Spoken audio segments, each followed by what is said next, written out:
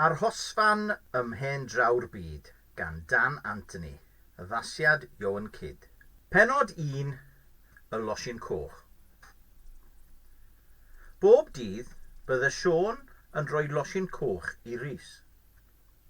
Doedd Rhys ddim yn gallu cofio pryd yn union y dechreuodd yr arfa hon, ond roedd un peth yn sicr. Os mai diwrnod ysgol oedd fydde ei dad ddim yn gadael iddo fynd o'r tŷ heb roi losin coch iddo, a fydde Rhys ddim yn mynd heb cymryd un. Dilynodd Rhys y ffordd o'r bwthyn ar hyd y lôn droellog gan signo'r losin.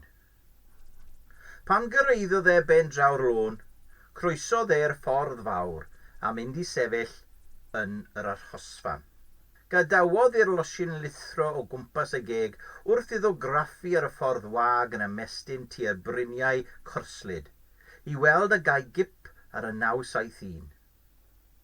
Doedd dim bws. Roedd e'n gynnar. Caeodd ei lygad a roi ei holl sylw ar y losin yn ei geg. Sleifiodd flaen ei dafod ar hyd y lympiau bach anwastad ar hyd ddo. Teimlai fel craig anferth a thyllau arni. Teimlai fel y lleiad yn ei geg. Yn sydyn, tarfwyd ar Rhys pan deimlodd law ar ei gefn. Trodd ar ei sawdl. Doedd ddim wedi gweld na chlywed neb yn cyrraedd yr Arhosfan. Doedd neb byth yn dod yno. Roedd Arhosfan Rhys yng nghanol unman. Ar un ochr i'r ffordd roedd y caeau'n llithro'n raddol i lawr tua'r glogwyni a'r môr, ac ar yr ochr arall roedden nhw'n codi, heibio'r bwthyn a'r fferm tuag at yr hen fynyddoedd. Fe oedd yr unig un fydde byth yn dal bws o'r Arhosfan hwnnw. Yno, o'i flaen, safai dyn yn gwisgo hen drowsus pinstripe, gwregus mawr, crys siec a het a chantel llydan. Rwyt ti'n edrych fel bachgen da, meddai. Pysychodd Rhys a dechrau tagu. Roedd yr erged ysgafn ar ei gefn wedi gwneud iddo lyncu ei losin coch. Ond dyna wyt ti, gyfynnodd y dyn, gan syllu ar y clogwyni yn y pellter, lle roedd y llong fferi yn gwthio ei thrwyn allan i'r môr glas fel petai'n chwilio am rhywbeth. Beth ydych chi'n meddwl? Gyfynnodd Rhys. Y meth o fachgen sy'n cadw ei lygaid a'i glistiau ar agor, ac sy'n sylwi ar bethau, atebodd y dyn gan wincio. Dwi ddim yn dda iawn yn yr ysgol os taw dyna chi'n feddwl, meddai Rhys. Gallai I weld dy fod ti'n gwisgo wisg ysgol, medda'r dyn, gan edrych ar y crys chwys newydd y wisgai Rhys ym mlwyddyn 7. Mae hynny yn ddechrau da. Syllodd Rhys yn ôl ar y dyn. Roedd o bosib ychydig yn hŷn ac ychydig yn fyrrach na'i dad.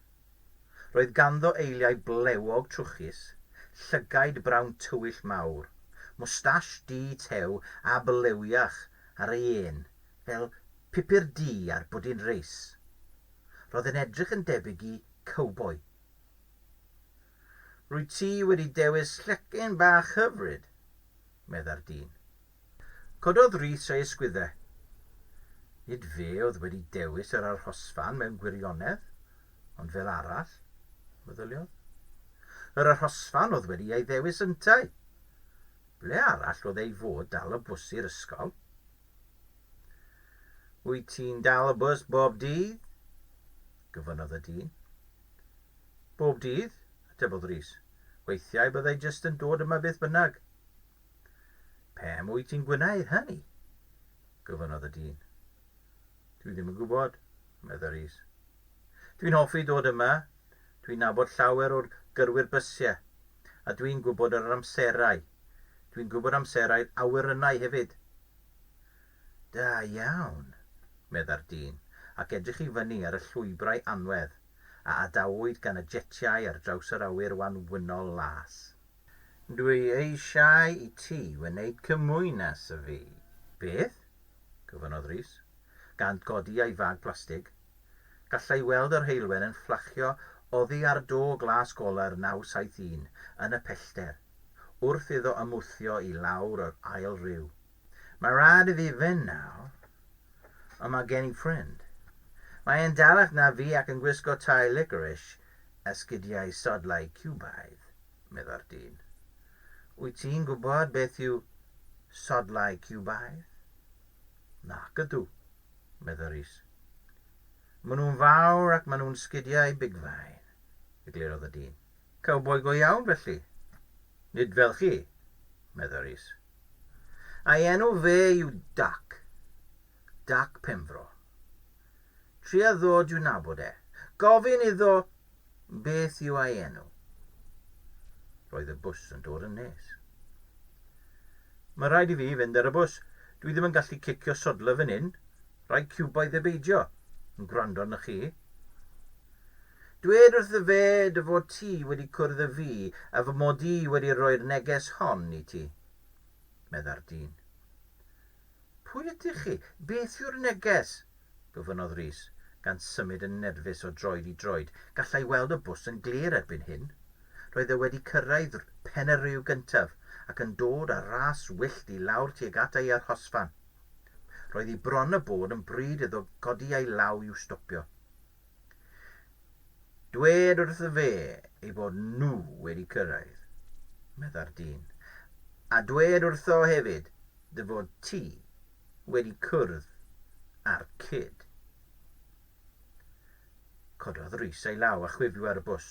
Doedd e ddim yn gwybod a fydda'r bws yn stopio fel arall. Gwell bod yn ofalus, rhag ofn, meddyliodd. Y bws nesaf I ddod heibio fydda'r 872 I Hwlffordd, ond oedd hwn ddim yn mynd yn agos at ei ysgol. Arafodd y bws a dod I stop, a dyma'r gyrrwr Mr Dickinson yn ei gyfarth drwy ganu corn yn gyfeillgar. Bip bip! Bore da, Rhys! Gweiddodd e wrth i'r drysau pneumatig hisian ar agor. Camodd Rhys ar fwrdd y cerbyd, gan droi I siarad ar dyn oedd wedi rhoi'r neges iddo. Ond wrth i'r drysau gael glep, ni allai Rhys ei weld. Roedd I fel pen y bai erioed wedi bod yno.